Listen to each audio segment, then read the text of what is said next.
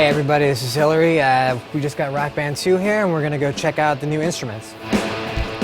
So our good pal Nate is holding the new guitar. As you can see, it's the same mold as the guitar from Rock Band 1. Not a lot has changed except they got a slick new faceplate on there, and they did make it so that the strum bar is a little bit less mushy. But really, if you didn't like this guitar from the first time, you're not going to like it now. Good pal Colin here, a drummer by trade, has got the new drums, as you can see. Again, looks very similar to the drums from Rock Band 1, but it actually is much quieter than before. When you're doing fills, if you tap really lightly, it'll actually play softly. If you tap hard, it'll play harder. And the other good thing is that they've redesigned the kick pedal, so now it's actually metal. So it's going to be reinforced, so it's going to be pretty impossible for people to break that. So that's a look at the new instruments for Rock Band 2, and now let's go ahead and check out what the gameplay is like. When you kick on Rock Band 2, you're not going to see a ton of changes right off the bat. A lot of stuff is really subtle. There are some really minor gameplay changes. For example, you're going to see a lot more hammer-on and hammer-offs when you're playing lead guitar. And there's some new effects, and there's much better presentation playing on in the background while you guys are playing. But for the most part, this is the same game that you played last time, only it's got 84 new tracks and some new features. The good news is that these 84 tracks are actually awesome. This is a way better soundtrack than what we had with Rock Band 1. You got a new song from Guns N' Roses. They're not even releasing a single. This is the first chance you're going to be able to hear them or play them. And on top of all of this, any DLC that you've bought in the past, any you buy in the future, automatically is going to be incorporated into all aspects of the game. And you can pay $5 and export 55 of the tracks from Rock Band 1. So conceivably you could start with over 200 tracks when you buy Rock Band 2, which is pretty awesome. Now Rock Band 1 wasn't known for being very challenging, certainly not on bass, and even on lead guitar there were a lot of complaints that there just weren't those songs that were really going to test you. That's not so much the case anymore with Rock Band 2. There's actually some really awesome bass lines in some of the songs, and there are some really taxing songs on lead guitar that are really going to test you, and they really kick it up a notch with a lot of the drum stuff too, because now they know people are familiar with the drums. They can really kind of take it to the next level. So while there are still going to be a lot of kind of easy, fun songs that you can play with your friends, as you progress further and further, you're going to get to some really hard songs. Now let's say that you're not the best at playing, but you still want to get through every song.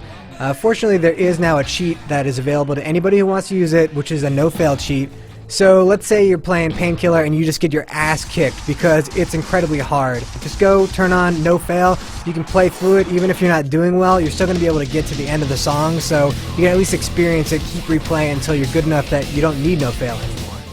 And speaking of getting yourself ready and trained, there's also a cool drum trainer in the game that's going to help kind of teach people a better ways to play the drums and also give them tips on how to play cool sounding fills. So you're definitely going to have your advantages with learning the drums more and kind of becoming a better drummer overall. Now as you can see, there's a lot more customization also in the game. There's a whole new store open with new clothes, as you can see with the variety of characters that we have. And on top of that, it's way easier to get started. There's no more of this crap where it was like a pain for everybody to have to sign in. You just go in there and you can just have guests pop in really easily, create random characters. There's pre-made characters as well to select through, so everybody can get started within, a minute of turning on Rock Band 2, which is a great thing. We're not even going to bother to show Band World Tour because it really is pretty much the same as what you had before. It's a little bit better, a few new twists, but it's just more of the same. Though the one good thing is that now you can actually play a solo career on Band World Tour, so you can play through that and experience that whole thing, whether you're vocals, guitar, drums, or bass. One cool thing they've added with Band World Tour though is that you can play online, so you can have 3 people on one console play with some person on the other side of the coast who's playing lead guitar or whatever, join as a band. So, if you have old college buddies across the country, you guys can form up and play together and progress through the career mode. One of the cool things that's been added is Battle the Band mode. This is for online players, and it just creates a whole bunch of challenges. Harmonix promises every day they're going to have a new challenge, and it's just you trying to beat your friends' scores or get on the leaderboards.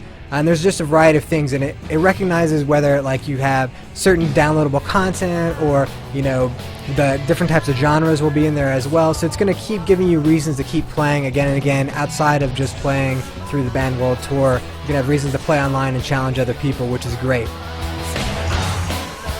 So Rock Band 2 Doesn't really have a ton of innovation or new things. All that said, it's still incredibly fun to play. The songs are way better than they were before, and you can still play all the old Rock Band 1 songs plus all your DLC.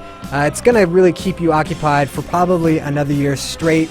Though it's not pushing innovation really in any way, it is definitely worth buying, especially if you already own Rock Band 1. There's no reason not to spend another $60, get Rock Band 2. And if you never played Rock Band before, this is a perfect time to jump in. I mean, after all, you're going to get a whole bunch of great songs on this disc. Rock Band 2, definitely worth getting, and we'll see you online.